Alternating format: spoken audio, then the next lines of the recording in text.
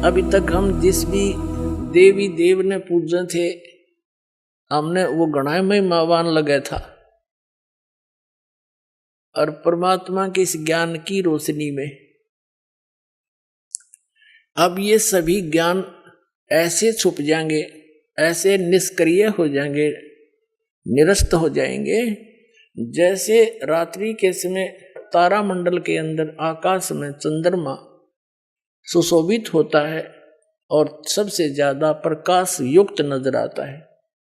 जब सूर्य उदय हो जाता है वो रहता विद्यमान है पर उसका अस्तित्व नहीं रहता, हमारे लिए उसकी आवश्यकता नहीं रहती उस समय।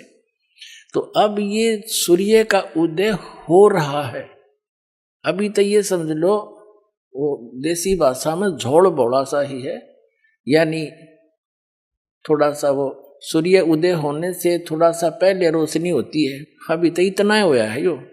अरे देखना जो शिखर में होगा सूर्य, पूरे विश्व में ज्ञान हो जाएगा ये, पूरे विश्व में।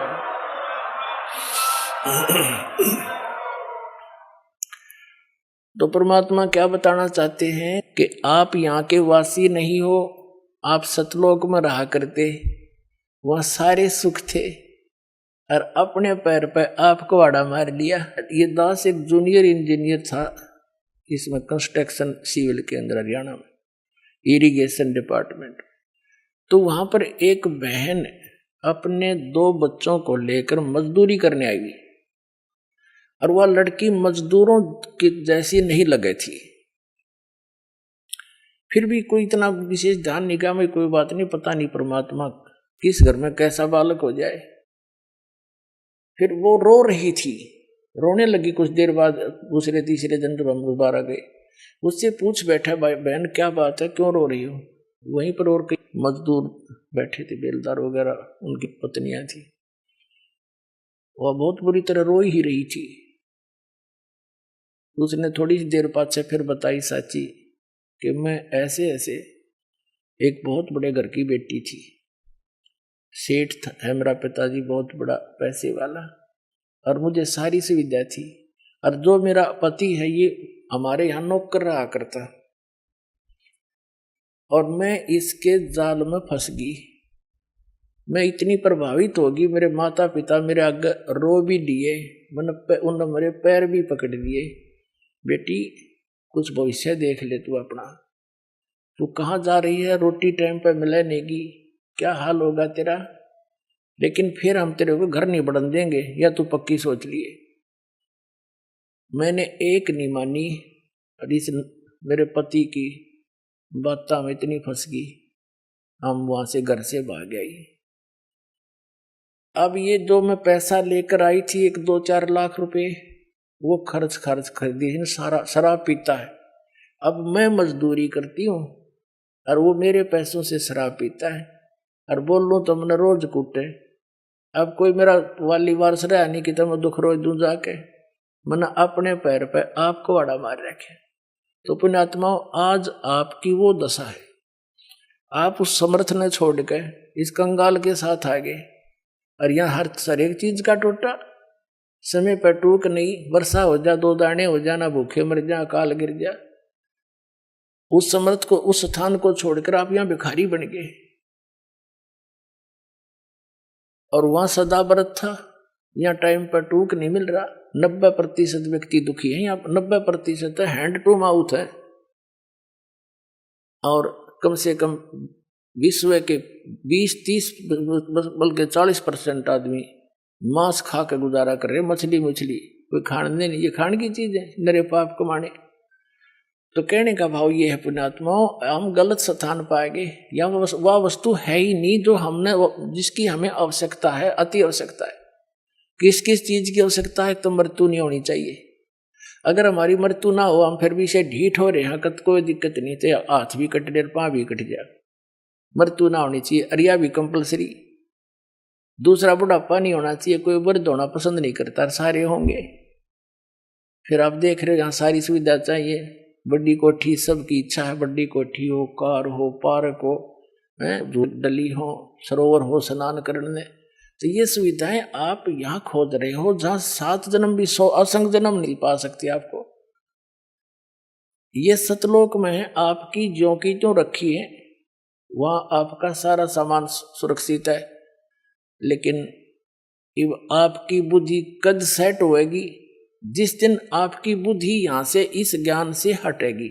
ये ना सोचना दास कोई एक लोक वेद दंत कथा सुना रहा है या किसी डोम बाट की गाई हुई कथा सुना रहा है।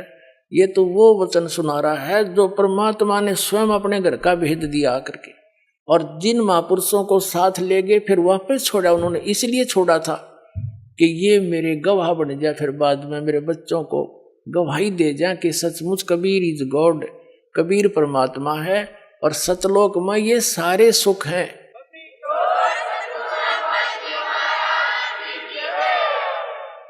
और वहां जाया कैसे जाता है?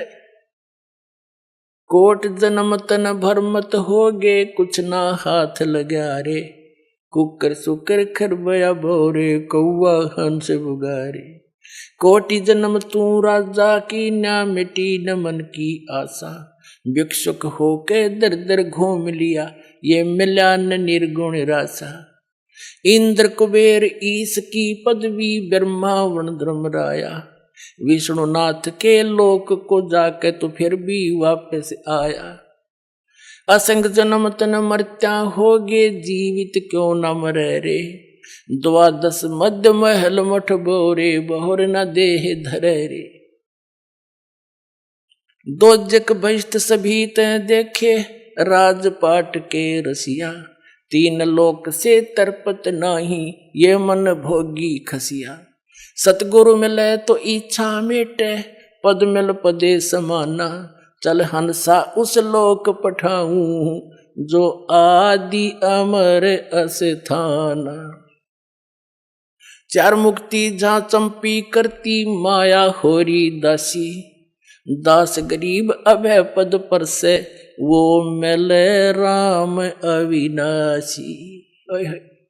इस एक शब्द में आदरणीय गरीबदास साहिब जी गांव छुरानी जिला झज्जर वाले ने स्पष्ट कर दिया।